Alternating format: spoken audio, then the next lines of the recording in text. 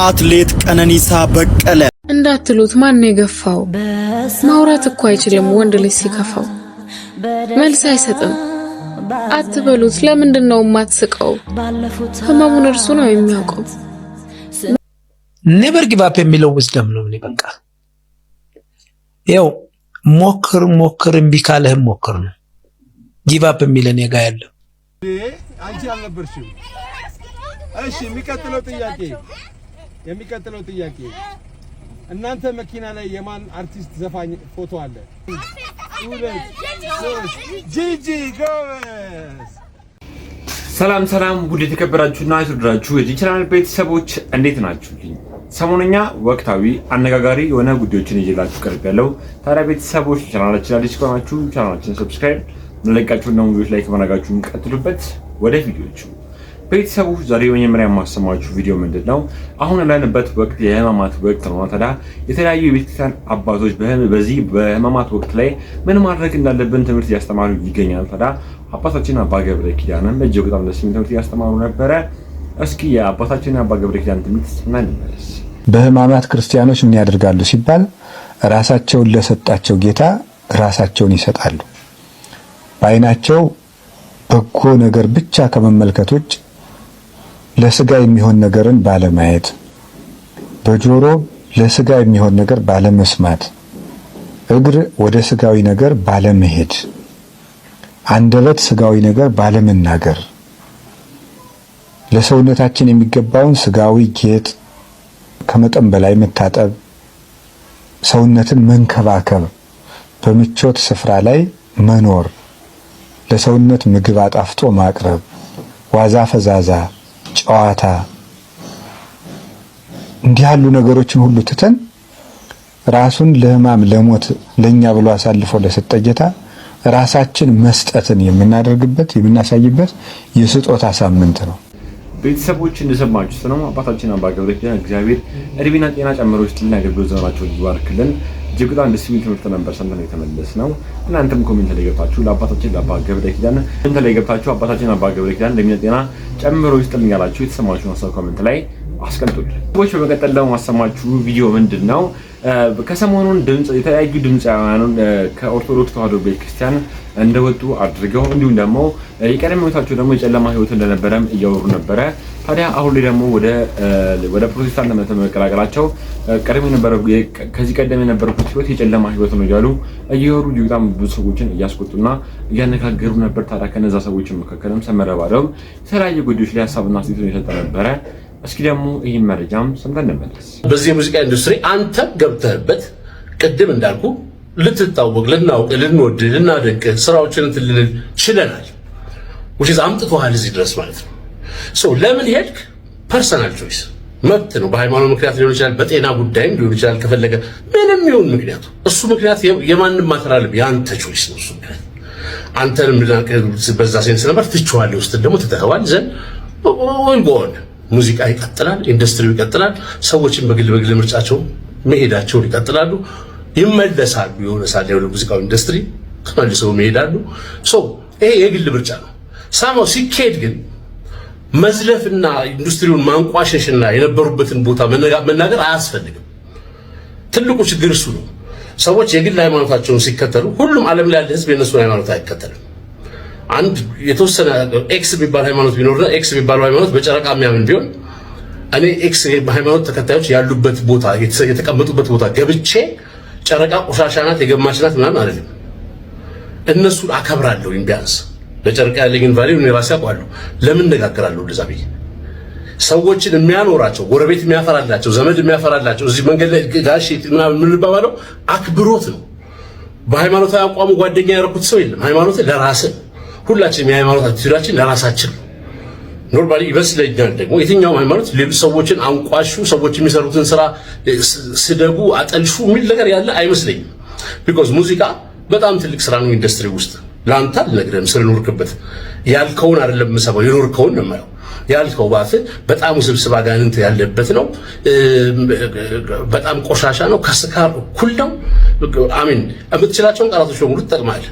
አብረው የሚሰሩ ሰዎች እስከዛሬ ድረስ የኖርክበት ሙዚቀኛ ተብላ አይደንቲፋይ የተደረክበት ኮንሰርት የሰራበት አልበም ያስተዋወቅበት የዩቲዩብ ቻናል የፌስቡክ ፔጅ ያፈራው ያን የሚያክል ፎሎወር ያፈራው በሙዚቃ ነው። አሁን የምትጠቀምበት እሱን ነው። ይሄንን ንግግር ለመጠቀም በቆሻሻ የተፈራ ከሆነ እኮ መዝጋት አለብህ። እሱን በሙሉ ዘግተህ በአዲስ ነው ጀምር ያለብህ። እንደ አዲስ የተወለደ ሰው እንደ አዲስ ነው የሚጀምረው እንጂ እንደ ዘፋኝ ነው ያንን ፔጅ ፎሎ ማድረገው እንጂ እንደሌላ ሰው አይደለም ፎሎ ማድረግ። ከሱ ነው የምንጀምረው እኮ እና ኖርማሊ ያንተ በጎ እንደሆነ እኮ ተስፋ አደርጋለሁ። በጎ እንደሆነ ማለት በቃ ለነፍስህ ሚኒንግ ነው የሰጠህ እምነትህ ነው። ሄደሃል። በቃ ከሄድክ ኖርማሊ ሰው ተመስግኖ ነው መሄድ ያለበት፣ ተሳድቦ መሄድ የለበትም።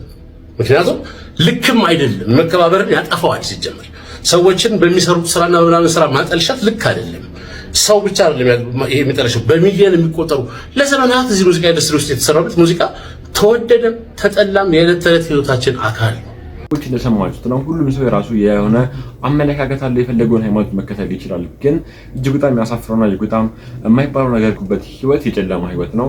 እንዲሁም ደግሞ ከዚህ ቀደም የነበርኩበት ህይወት እንደዚህ አይነት ህይወት ነው እያሉ መናገሩ አስፈላጊ ነው ብዬ አላስብም። ምክንያቱም በዛ ህይወት ውስጥ ያሉ ሰዎች አሉ፣ በዛ ስራ ውስጥ ያሉ ዘፋኞች አሉ። የእነሱን ስራ እንደምናቅ ነው ብዬ አስባለሁ። እናንተም የተሰማችሁን ሀሳብና አስተያየት ኮሜንት ላይ አስቀምጡ። በመቀጠል ደግሞ አሰማችሁ መረጃ ምንድነው? የቤተሰብ ጨዋታን ማን ይምረው የተባለ ይገኛል። በዚህ ሰዓት ላይ ነፃነት ወርቅነህ ከነመልኩ ከነነጋገሩ ከነ ድርጊቱ የሚያስመስለው ወንድማችንን ብዙዎቻችሁ አይታችሁታል ብዬ አስባለሁ። እስኪ ደግሞ ይሄን ቪዲዮ አይተን እንመለስ። የነፃነት አምሳያ በመባል አሁን ሰሞኑን የታወቀ ያለው ልጅ ምንም አይነት ቲክቶክ አካውንት የለውም። እስካሁን ድረስ ኦፊሻሊ የወጣ ቲክቶክ አካውንት የለውም እና ወንድማችን ይህን ቪዲዮ የምሰማ ከሆነ በራስ ቲክቶክ አካውንት ክፈት። ብዙ ወዳጆችን ማፍራት ትችላለህ። በጣም የምንወደውና የምናከብረውን በቅርቡ ያጣነውን የነፂን ድምጽም ምስልም ይዘህ የመጣ ልጅ ነህና ብዙ ተቀባይነት ልታገኝ ትችላለህ። እንደ ወንድም የምመክር ነገር የራስህ ቲክቶክ አካውንት ይኖር። አስቹ በሚል ነበረ መጀመሪያ ያንተ ቪዲዮ የተለቀቀው። ያ አካውንት ያንተ እንዳልሆነ ተገንዝበናል። አሁን የራስን አካውንት ክፈትና ማስታወቂያዎችን መስራት ትችላለህ። አትሊስት ቤተሰብ ጨዋታ ላይ እሱ ተኪ ሆነ ባትመጣም በራስህ ግን ብዙ ፖቴንሻል ይኖርሃል። ቲክቶክ ላይ ረጅም ዓመት ማስታወቂያዎችንም እንደሰራና እንደቆየ ሰው ነው የምነግርህ። ይሄንን ጊዜ ተጠቀምበት። የምታውቁት ሰዎች ደግሞ እስቲ ሜንሽን አውጉት፣ በውስጥም አውሩኝና ይሄን ነገር ፋሲሊቴት ሊያረጉ የሚችሉ በጣም ብዙ ሰዎች ስላሉ እነሱ ጋር እንዲደርስ ማድረግ እንችላለን ማለት ነው። አመሰግናለሁ። ቤተሰቦች ከነቀምት ከተማ እጅግ በጣም ትልቅ ተሰጥኦ ያለው እጅግ በጣም ብዙ ሰዎች ሲያስገርም የነበረው ወጣት ይሄን ይመስላል። ታዲያ ይሄንስ የወንድማችንን ንግግር እንዴት አገኛችሁት? ምናልባት ደግሞ የቤተሰብ ጨዋታን ይምራ ቢመራ የተለያዩ ሰዎች ደስ ይላል ነገር ይገኛሉ። እናንተስ በዚህ ጉዳይ ላይ ምን ታስባላችሁ? የተሰማችሁን ሀሳብ ኮሜንት ላይ አስቀምጡ። በመቀጠል ደግሞ ማሳያችሁ ቪዲዮ ምንድነው? አሁንታ መርሲሳ ሁላችሁ ታውቁታላችሁ ተስፋ አድርጋለሁኝ። በተለያዩ ጉዳዮች ላይ በሳሳ ላይ ሀሳብና አስተያየት እየሰጠ እጅግ በጣም ብዙ ሰዎችን እየወደዱትና እየተከተሉት ይገኛሉ። ታዲያ ከሰሞኑን የፋሲካ በዓል ለመጣ ሁላችንም እናውቃለን። ታዲያ የተለያዩ ሰዎች የፋሲካ በዓል እንዲሁም ደግሞ የትኛውም አይነት በዓል ሲመጣ አንዳንድ ጊፍቶችን በመስጠት እጅግ በጣም ትላልቅ የሆነ ቪዲዮችን እንደሚሰሩ ታውቃላችሁ። ታዲያ በቪዲዮ አስለምኑባቸው። ምናልባት ደግሞ መርዳት ከፈልጋችሁ ደግሞ ለእጃ ኖርማል ከካሜራ ውጪ ብር ስጧቸው ወይ ደግሞ ፈልጉትን ነገር አድርጉላቸው።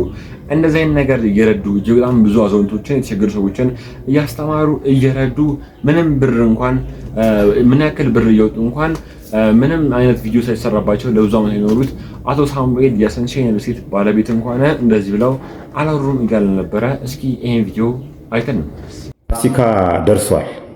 ሰሞኑን የምናየው አጫጭር ድርሰት ደግሞ እዩኝ ሳበላቸው የሚል ነው። የጎዳና ተዳዳሪዎችን፣ አቅመ ደካሞችን፣ የተለያዩ ሰዎችን፣ ድሃዎችን፣ የኔ ቢጤዎችን ይሰበስቡና ወይን ምሳ ወይን ቁርስ ወይን እራት ያበሏቸዋል። ከዛም በኋላ እዩኝ ሳበላቸው በብሔራዊ ቴሌቪዥን ይታይልኝ የሚል አጫጭር ፊልሞች ሰሞኑን ይበዛሉ። እንግዲህ አንድ ሰው ከባለፈው ፋሲካ እስከ ዛሬዋ ድረስ ለመድረስ በቀን 3 መብላቱን ተውት፣ አንድ ጊዜ ቢበላ ቢያንስ 365 ጊዜ በልቷል ማለት ነው። ከዛ ውስጥ አንዷን ያበላ 334 ጊዜ ይንሳም ይነስም ይብዛም ሰውየው በራሱ ጥረት ነው 364 ጊዜ በልቶ ለዛሬ ፋሲካ ይደረሰ። ይሄንን ክሬዲት አይሰጡትም። ለዛውም በስግብግብነት ጠግበው እንኳን አይበሉ። በቃ እኔ እንዳበልሱ አብልጦት አመት ከአመት እንዳደረሰው አይነት በዚህ እርዳታ የሚደረገው ለሰማይ ቤት ነው። ግራህ ሲሰጥ ቀኝ ሲሰጥ ግራህ እንዳያይ ነው። እንኳን አይደለም ለሰው ለጣይት አይደለም ለሰማይ ቤትህ ለማስጠረግ የሰማይ ቤትህ እንዲያምርልህ ነው እርዳታ የሚደረገው። ኢትዮጵያ ውስጥ ግን እርዳታ ድርጅት ማለት አደገኛ የስካመር ቦታ ነው። ብዙዎቹ ሁሉም አይደሉም። በእርግጥ እዩልኝ የማያበዙ አሉ። ለምሳሌ ሰንሻይን። በዚህ አጋጣሚ አቶ ሳሙኤል ታፈሰን ማመስገን ያስፈልጋል። የሚረዷቸው የአዛውንቶች ብዛት ልነግራችሁ አልችልም። አንዲት ቀን እዩኝ ሳበላቸው እሱ እንደውም 365 ጊዜ እያበላ መኖሪያቸውን እያጠበ ልብስ እየተገዛ በቃ ስታንዳርዱን በጠበቀ ሁኔታ ነው እነዚህን አዛውንቶች የሚያኖረው። ግን ሰንሻይን እንደ ሰንሻይን ባለቤቱም አቶ ሳሙኤል ታፈሰ ኑ እዩኝ ሳበላቸው ብሎ አያውቅም። ቢኮዝ እየሰራ ያለው ለሰማይ ቤቱ ስለሆነ ማለት ነው። ትምህርት ቤት አለው ባይዚ ሰንሻይን ስታንዳርዳቸውን የጠበቁ ትምህርት ቤቶቹ ተከፍሏቸው ሳይሆን ለተማሪዎቹ ከፍለው አቶ ሳሙኤል ታፈሰ ለተማሪዎቹ ይከፍሏቸዋል። ደብረ ብርሃን ላይ ያለው፣ አክሱም ላይ ያለው፣ ነቀምት ላይ ያለው፣ ሶዶ ላይ ጉራጌ ላይ ደግሞ አራት ትምህርት ቤቶች አሉ። እነዚህ ትምህርት ቤቶች እነዛን ተማሪዎች አቅመ ደካሞች ተማሪዎች ጎበዝ ተማሪዎችን እንደሚረዱ ሁላ አይታወቅም። ቢኮዝ ዓላማው የመርዳት ዓላማ የታይታ ስላልሆነ ብሔራዊ ቴሌቪዥንን በዚህ አጋጣሚ እስቲ ሰከንበል አንድ ቀን ላበላው እዩኝ ሳበላቸው መስሪያ ቤቶች ጭምር አሁንማ የመንግስት መስሪያ ቤቶችም እነሱ ለማጭበርበሪያ መንገድ ስለሚጠቅማቸው ነው የ100 ብር አብልተው የ3 ሚሊዮን ብር አበላን እንዲመቻቸው ስለሆነ ነው። እና ሰከንበሉ ያበላችሁት ከ365 ቀን አንዲት ቀን ቁርስ ወይ ምሳ ወይ እራት ነውና ሰው እነሱ የኖሩት በራሳቸው ጥረት እንጂ በእናንተ አይደለም። ከቻላችሁ እነዚህን ሰዎች ዘለቄታዊ መፍትሄ ብትሰጡ መልካም ነው። አለበለዚያ ግን አንድ ቀን አብልታችሁ ለታይታ የምታረጓት ነገር ለራሳችሁ ጥቅም ሲባል እንጂ ቤተሰቦች ትክክል ነው። አቶ ሳሙኤል ታፈሰ እጅግ በጣም ብዙ ሰዎች የሚወዷቸው እንዲሁም ደግሞ የተለያዩ ቤተክርስቲያኖችን በማሰራት ነው የሚታወቁት። የተለያዩ ሰዎች በመድረስ ነው የሚታወቁት። ታዲያ እንደዚህ አይነት እውቅና ታዋቂ ባለ ሀብቶች እንኳን የተለያዩ የእርዳታ ፕሮግራሞችን እያደረጉ ምን ጊዜም ቢሆን በካሜራ ፊት አድርገው እንደማያውቁ ነበር አሁን ታመድ ሲናገር የነበረው። ከነዚህ ሰዎች መካከልም ሰይፉ ፋንታሁን የተባለ ይገኛል። ሰይፉ ፋንታሁን የተለያዩ ሰዎችን ይርዳል፣ ግን ከካሜራ ውጭ ነው እንጂ በካሜራ ውስጥ አይደለም የተባለ ይገኛል። ታዲያ ቤተሰቦች የአሁን ታመድ ንግግርስ እንዴት አገኛችሁት? ሀሳባችሁን ኮሜንት ላይ አስቀምጡ። ሌላ ደግሞ ቤተሰቦች ሰሞኑን በዚህ ሰዓት ላይ ኢቢኤስ ቲቪ እና ቻናል እጅግ በጣም ትልቅ ጣቢያ ውስጥ እየገቡ ይገኛሉ። ምክንያቱም የቀድሞ የኢቢኤስ ቲቪ ጋዜጠኞች እንዲሁም ደግሞ የቀድሞ የኢቢኤስ ቲቪ የስራ ዳይሬክተሮች እንዲሁም ደግሞ ካሜራማኖች ቻናሉን ከገቡ በኋላ ሙሉ በሙሉ ከነ ግራፊክሱ ከነ ፕሮግራም አቀራረባቸው ኢቢኤስን ለማስመሰል እየሞከሩ ነው። ከዛም አልፎ ደግሞ የቀድሞ ኢቢኤስ ጋዜጠኞችን በመሰብሰብ እንዲሁም ደግሞ እጅግ በጣም ብዙ ሰዎች የሚሉትና እጅግ በጣም ብዙ ሰዎች በጉጉት የሚጠብቁት የቴሌቪዥን ፕሮግራሞችንም እየወሰዱባቸው ይገኛል እየተባለ ይገኛል። በዚህ ሰዓት ላይ ከነዛ ፕሮግራሞች መካከልም በስንቱን ድራማን ከኢቢኤስ ቲቪ ቻናል እንደወሰደው የተሰማ ይገኛል። ታዲያ ከዚህ ቀደም የነበሩት የኢቢኤስ ቲቪ ጋዜጠኞችም ይሄን ነገር ሲያበስሩም በፈገግታ ውስጥ ሆነው እየሳቁ በጣም ሰዎችን ያስቆጣ ፕሮግራም እየተላለፈ ነበረ። እስኪ ይሄን ቪዲዮ አይተን እንመለስ። ኛው የበስንቱ ሲትኮምን ኢቢኤስ ላይ በመውሰድ በቻናል ዋን ላይ ሊያስተላልፉ እንደተስማሙ ነው የሚናገረው። ኢቢኤስ ቴሌቪዥን አማተር የሆኑ ባለሙያዎችን ከታች አንስቶ በሙያና በስነ ምግባር በማብቃት በህዝብ ዘንድ ተቀባይነትና ተወዳጅነት እንዲያገኙ የሚያደርግ ተመራጭ የሆነ የቴሌቪዥን ጣቢያ እንደሆነ ይታወቃል። አንዳንዶች በዚህ ጣቢያ ላይ እውቅናና ተቀባይነትን ካገኙ በኋላ በዩቲዩብ የሚገኘው ረብጣ ገንዘብ አማሏቸው ከዚህ የቴሌቪዥን ጣቢያ ወጥተዋል። መውጣታቸው ራሱን ተከትሎ ምንም ችግር ባይኖረው፣ ነገር ግን ይህ ቻናል በጥረትና በስራ ያመጣውን መልካም ስሙ ላይ ጭቃ በመለጠፍና ስሙን በማጉደፍ መውጣታቸው ትዝብት ነው ትርፉ እንድንላቸው አድርጓል። ኢቢኤስ ባለሙያዎችን ከታች አንስቶ ማብቃቱን ተከትሎ የተለያዩ ቻናሎች ከዚህ ጣቢያ ላይ ብዙ ባለሙያዎችን አስኮብልለው ያውቃሉ። የቻናል ዋን ጉዳይ ግን ከዚህ ሁሉ የተለየ ነው። ድንገት ሪሞታችሁን ብድግ አድርጋችሁ እየቀየራችሁ ቻናል ዋን ላይ ከደረሳችሁ ኢቢኤስ ስም ቀይሮ እስኪመስላችሁ ድረስ እያንዳንዱ የኢቢኤስ ፕሮግራም ኮፒ ፔስት ተደርጓል። ከዛ ሁሉ በላይ ግን የሚገርመው የቻናል ዋን መስራች የኢቢኤስ የቀድሞ ዳይሬክተር መሆኑን ስታውቁ ነው። ባለሙያዎችን አስኮብልሏል። ራሱ ቻናሉን ኮፒ ፔስት አድርጓል። አሁን ደግሞ በስንቱ የተሰኘውን ተወዳጅ የቴሌቪዥን ሲትኮም ለመውሰድ በጓሮ በር ከአብሪኮም ጋር ውልና ስምምነት አድርጓል። ለዚህ ስምምነታቸው ደግሞ ኢቢኤስ ለቻናል ዋን በቀጥታ ደብዳቤ እንደጻፈ አንዳንድ ማጣሪያዎችን ሳደርግ አውቄያለሁ። የቴሌቪዥን ጣቢያ እንደ ስጋ ቤትና እንደ ንግድ በመኮረጅና ሌላውን ጥሎ ራስን ለማቆም በመሞከር የሚመሰረት ቢዝነስ አይደለም። ከዚህ ሁሉ በላይ ደግሞ የሚገርመው የአብሪኮም ባለቤት ከቻናል ዋን ጋር ከኢቢኤስ በስንቱን ወስዶ ቻናል ዋን ላይ እንዲተላለፍ ስምምነት ያደረገው አቶ አብርሃም ገዛኸኝ ይህንን በስንቱ የተባለውን የቴሌቪዥን ተከታታይ ድራማ እንዲያዘጋጅ ሐሳብ ሁሉ የቀረበለት በቅርብ ጊዜ ከዚህ ዓለም በሞት በተለዩት የኢቢኤስ መስራችና ባለቤት በሆኑት በራሳቸው በአቶ አማን መሆኑ ነው።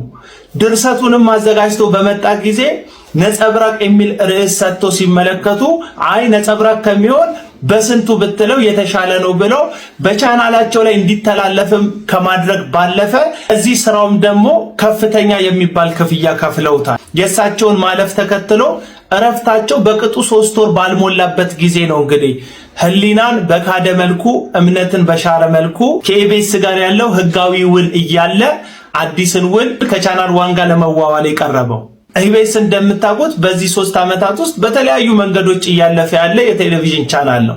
በተለይ ደግሞ ተወዳጅ የሆኑ የቴሌቪዥን አዘጋጆቹን አቶ አስፋው መሸሻን እንዲሁም ተወዳጁን አርቲስት አቶ ነጻነት ወርቅነን በቅርቡ ጊዜ ያጣ የቴሌቪዥን ቻናል መሆኑን ተከትሎ በዛም ላይ ደግሞ የድርጅቱ የጀርባ አጥንት ሆኖ ድርጅቱን ሲመሩ የነበሩት አቶ አማንንም በተከታይ ያጣ የቴሌቪዥን ቻናል ነው። ይህ የቴሌቪዥን ቻናል በህዝብ ዘንድ ተወዳጅነቱና ተደማጭነቱ የሚቀጥል መሆኑ ምንም ጥርጥር ባይኖርም አንዳንድ ሰዎች ግን ምንም እንኳን ሰውን ባትፈሩ ለእምነታችሁና ለህሊናችሁ ከሁሉ በላይ ደግሞ ለፈጣሪያችሁ ታምናችሁ በታማኝነት ብትኖሩ የሚል ቤተሰቦች እንደሰማችሁት ነው።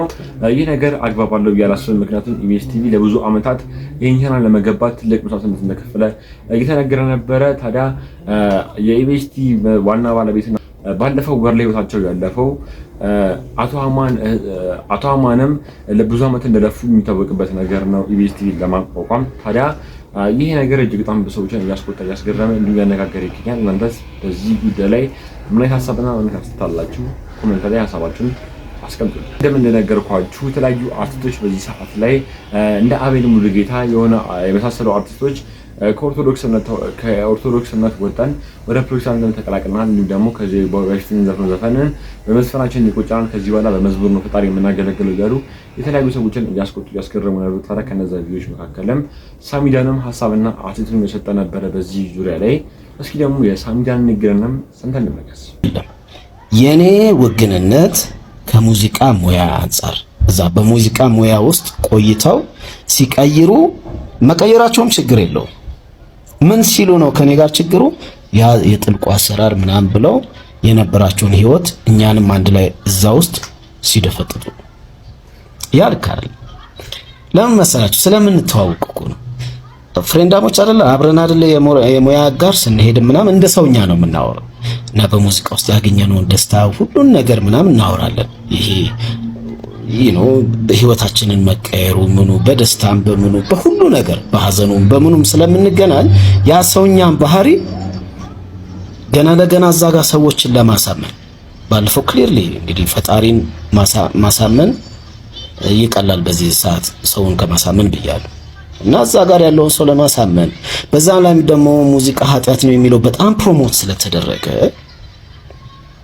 ኃጢአት ነው ግን ፕሮሞሽኑ በጣም ከፍ ስላለ እሱን በኋላ አስረዳቸዋለሁ ስለተደረገ ያንንም አድቫንቴጅ ይጠቀሙና ስማቸው እንዳለ ነው አይነካም ያ የጥልቁ አሰራር ነው ይሉና በዚህኛው ጋር ፍሮንት ሮ ላይ ደቅ ይላሉ።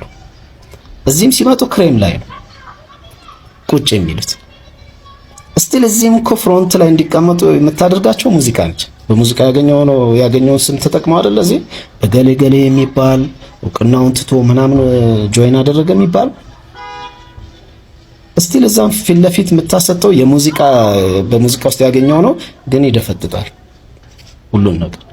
እዛ አበበ ምናምን የሚባል ስንት ዓመት የዳከረ ሊኖር ይችላል። እሱ ፍሮንት ሲት ላይ ያገኝ ይችላል። የኛው ሰው ግን ቀጥታ እዛ ጋር ፊት ለፊት ዱቅ ልትል ትችላለች።